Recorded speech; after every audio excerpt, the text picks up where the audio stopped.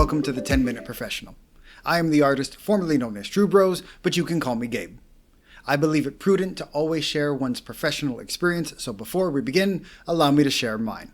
I spent over a decade in the software as a service industry as both an individual contributor and people manager. I'm a former certified personal trainer. I've been creating various forms of content for over 13 years.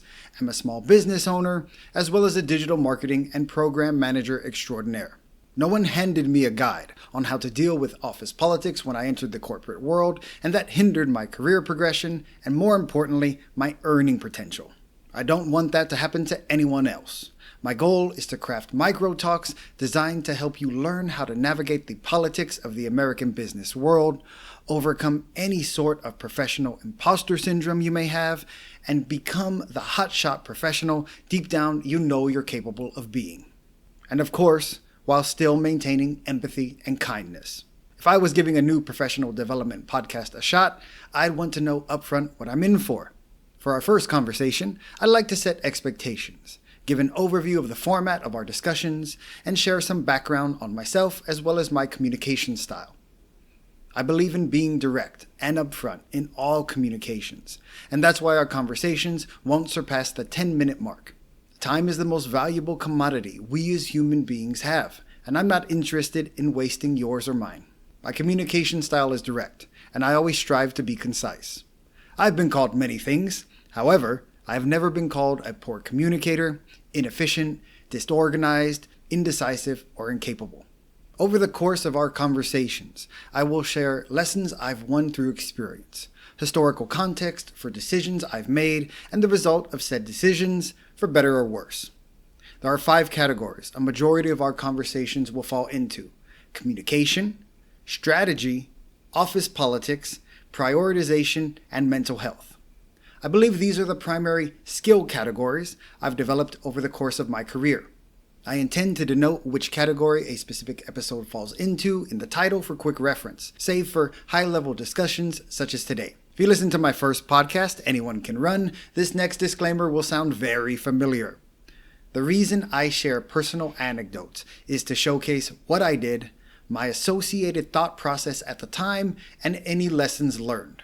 I frame my personal anecdotes in this light because context and associated thought processes behind a specific decision have always proven more valuable to me than just hearing what was done. This has been tremendously beneficial to my critical thinking process as it allows me to pick and choose what I most identify with, what's relevant, and affords me the opportunity to look at things as objectively as possible.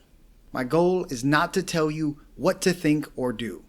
Giving someone instructions is not the same as teaching, assisting, mentoring, or giving someone the tools to be self-sufficient. I'm here because I've made missteps and had success in my career.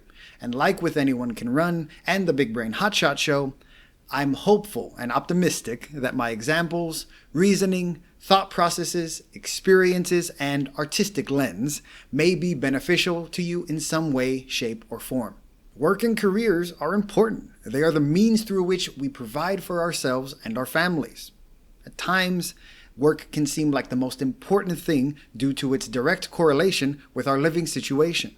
However, something I reiterate to anyone who's worked closely with me is work is not the only thing in our lives. While the primary aim of this podcast is to improve our comfort navigating the corporate world, who we are in the office only exists because of who we are outside of it. I am a self-proclaimed workaholic. I love trial and error, experimenting, looking for creative, low-lift solutions, and so on and so forth. But I could care less for being in the office, being evaluated by someone else, and having someone else make money off me. As an individual, I know that I need mental stimulation and an overall goal to be working towards to feel productive, which in turn helps me feel satisfied or content. In my youth, I used to conflate the feeling of accomplishment I'd get with completing tasks with a sense of fulfillment or purpose. Although it seems painfully obvious in hindsight, this mental approach led to my never feeling truly content, as I was relying on external stimuli to give me that sense of purpose and satisfaction. As part of my personal introduction, I'd like to share 2 of my personal and professional philosophies. First up, Confidence is key, but needs to be tempered by self-awareness and backed by data. 2. People are your greatest asset. I strive to do everything in my life as efficiently as possible. I hope my experience can prove beneficial to you, dear listener, and all of our conversations will be centered around those two core philosophies. Before we wrap up, I want to ensure something is said aloud. No human being is perfect, and everyone has things they can improve upon. In my eyes, it's an antiquated ideology to frame someone who asks for assistance as weak or incompetent. Human beings are social creatures, and no one can master all trades. We all come from different parts of the earth, from various socioeconomic and cultural backgrounds, and yet, if we want to be a working professional in the American corporate world, we need to abide by certain rules. Think of this like a podcast version of Ned's Declassified or Machiavelli's The Prince.